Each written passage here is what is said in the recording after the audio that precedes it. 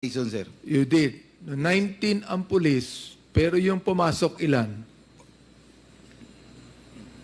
Around 7, sir. 7. Yes, sir. Kasi joint namin yung maritime group.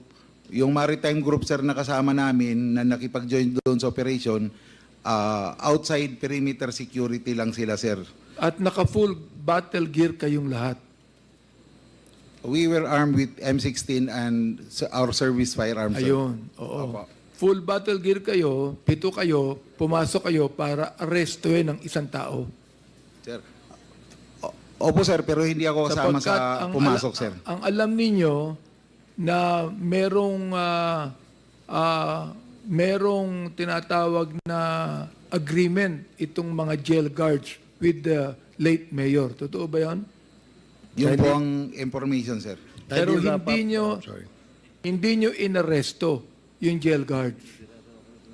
Bali, sir, nung in-implement namin yung search warrant at present po doon sa gate ng Baybay Provincial Jail, ayaw po kami yung papasukin. Ang ginawa ng jail guard, nagkunyari lang, sir, na bubuksan niya, sir, yung padlock, pero nung pinasok niya, sir, yung susi, binali niya. So there was an intent to not let us in. So we used a reasonable equipment, yung bolt cutter, para po putulin po yung kadena ng gate. So we were compelled to restrain them. Kaya po namin sila pina-face the wall, kaya po namin kinuha yung armas nila kasi we don't want anything to happen between us. Kasi Yes. baka mamaya anong You maisipan, were sir. compelled to restrain them. Yes, sir. Kasi But you are not supposed to kill Mayor Espinosa because he has constitutional rights that you must observe as police officers. Am I right? based po sa circumstances, si Major Laraga po makakasagot yun, sir. Kasi based sa... Teka. Siya po Andun siya ka eh. pumasok. Andun ka eh. You were there. You were leading the team. Yes, sir. I was there, but... What I'm saying is, binayolate ninyo ang constitutional right nung inuhuli ninyo. Whether he be a drug lord or whatever he is, meron siyang constitutional right. Am I right? Yes, sir. We always do that. And you ought, no, you're not doing it. And you ought to respect that. Iimon sabihin sa akin, kahit meron kayong compelling reason to have a search warrant, that you should respect the constitutional right of any person because even a suspect is presumed innocent until proven guilty. Am I right, Colonel Marcos? Yes, sir. But circumstances... But you did not observe that, Colonel Marcos. It was Major Laraga, sir, who made the shootout. Don't put the blame to somebody else. You were the one leading the team. Do not put the blame on somebody else. Ang Hindi mo sabihin, dahilan sa underclass mo si Major Lara, ipipinpoint mo that he is to blame for this?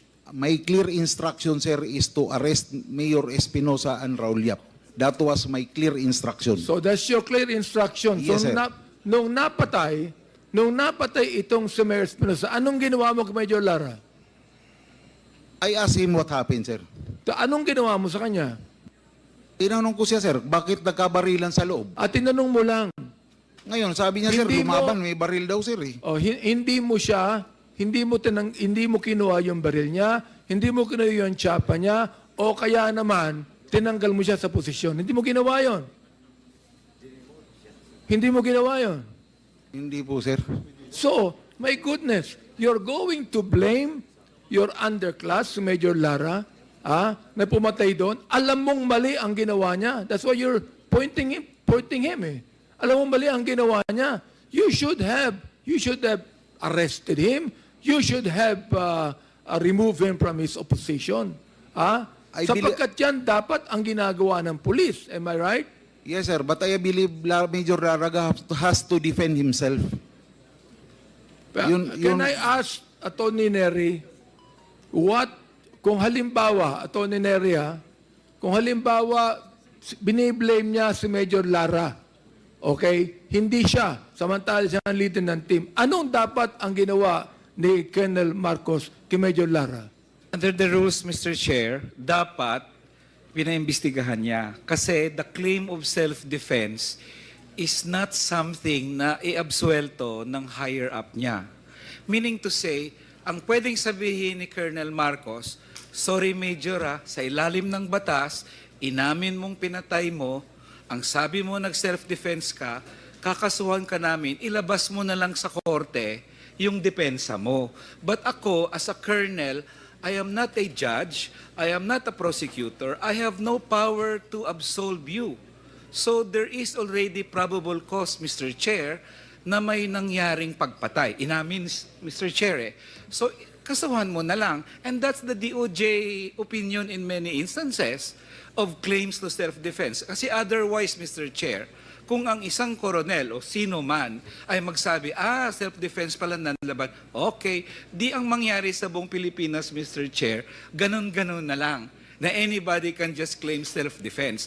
But the rules and the laws require that the PNP should file a case against any of its officers, inquest nga, Mr. Chair, under the rules of engagement, and let the defendant answer the accusation sa court, and if na-prove niya na self-defense nga talaga, then he could be acquitted.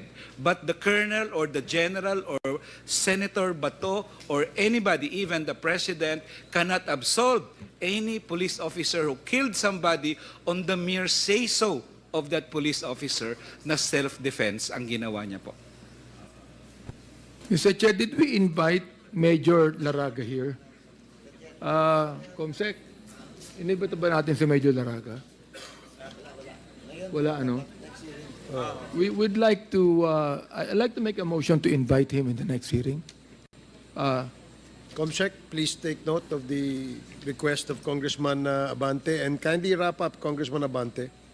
So Colonel Marcos, do you agree with the statement of Attorney Nery Colmenares? Meron po, Mr. Chair, pinapalo po ang PNP na police operational procedure.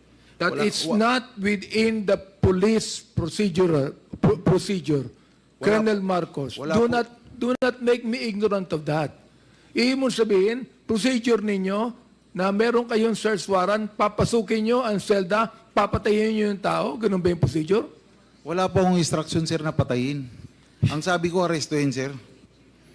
Wala pong instruction na patayin. Kung yan ang sinabi mo to restrain them, nakita mong pinatay, you should have done something to the policeman that killed Mr. Mayor Espinosa. You should have done something. Pasensya na po, sir. Kasi, But you did not do anything.